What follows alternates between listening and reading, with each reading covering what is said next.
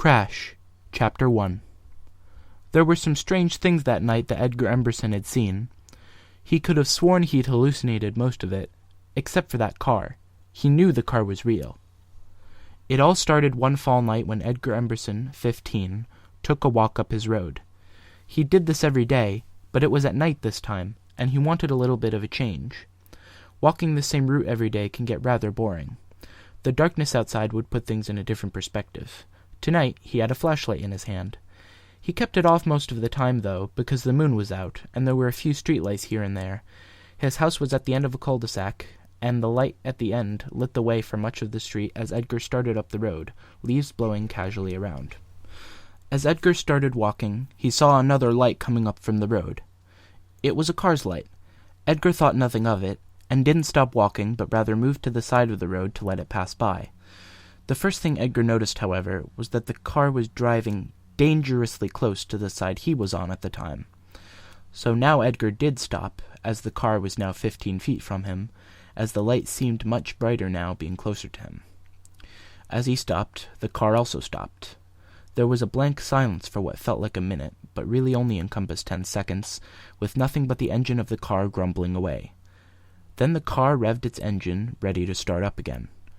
Why isn't this car just going around me? It's not like I'm in the way. I'm not in front of a driveway. The road is wide enough for him to go around. Unless, Edgar thought, as the car started moving slowly towards him.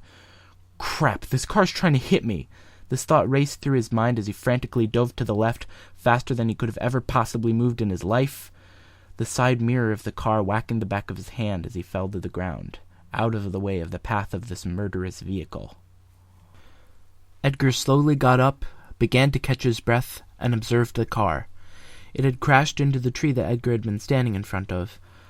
The car looked unbelievably damaged, specifically the front. There were pieces of debris scattered across the ground and road, and the entire front of the car up to the window had been completely crushed and condensed. Surprisingly, the tree did not appear to have taken much damage, still standing as tall as the others. Something as small as a car would do no damage to it. As Edgar looked at all of this, with a pale face and with heavy breath, a sharp chill ran up his spine. It certainly wasn't cold out, but he shivered in such a fearful way that brought a new meaning to the phrase cold as hell. He walked up to the car to see if the driver had gone unharmed. Wait a second, this guy just tried to kill me. Why should I care if he's alive? Edgar soon found he didn't have to worry about the driver's safety. As he peered into the window of the car, the seat was positively empty. Edgar jumped back a little and slowly started backing away from the car, shivering with twice as much fear as before, flabbergasted. Then he shook his head. Immediately Edgar tried to contemplate an explanation for a car with no driver. Wait, what if the driver got out of the car and ran away right after the crash? Was I on the ground long enough not to see it? As Edgar tried contemplating this comforting notion, the cracked headlights of the car began to flash. The engine started once again, and the car slowly backed out of its spot, driverless, and drove out of sight completely, back up the road from which it came. Edgar couldn't move. He didn't want to. He was still shaking. His first thought was to run back into the comfort of his house and forget all about it. But he would need an excuse. No one's going to believe a car actually tried to hit me. My parents will think I'm crazy. Edgar peered at the back of his hand, at the dark bruise, realizing that everything that had occurred did actually happen. How else did that bruise get there? He had touched the car, he knew it was real, and it couldn't have been anything else. But once again, another thought occurred to him as he tried to make sense of a situation that made no sense. Why hasn't anyone come out of their houses yet? In a neighborhood this quiet, wouldn't someone hear a car crashing into a tree? The Marcus family once called our house because they thought they saw someone in our yard when it was just a deer. Why wouldn't anyone come out of their house to check out a car crash? People are obsessed with car accidents. He decided to shake this off and just keep walking. It didn't matter if anyone heard it if no one would believe him anyway. I've gone insane, I've gone insane, I've gone insane, he mumbled as he walked on. As he continued to walk up the road, he stared at each house as he walked by, each time contracting some false hope that one of them noticed. He did stop to look at one of them in particular. It was the Summers house. Whenever he felt stressed, he always stopped near this house to make himself more relaxed. They had decorative lights out near the road, much like light-up lawn ornaments, which changed color from green to red to blue. There were tiny stereos on the underside, droning out light, relaxing music to those who passed by. Edgar loved to stop here. It always made him feel better, and this time was no exception.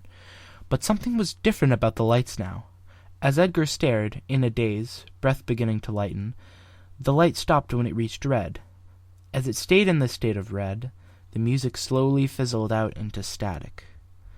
Edgar was even more mesmerized than he had been before, but his state of being mesmerized was this time accompanied by confusion. The static seemed to drain out all other sound around Edgar as he stood there. The only reason he seemed to stay was to think about what was wrong with it. Does it do that when it changes the music or something? It's never done this before. As he thought this through, the light made a clicking noise and the static went off. This made Edgar jump a little as a voice came over the speakers. It was a male voice, somewhat deep in nature. "Hey, kid, next time I'll really get ya."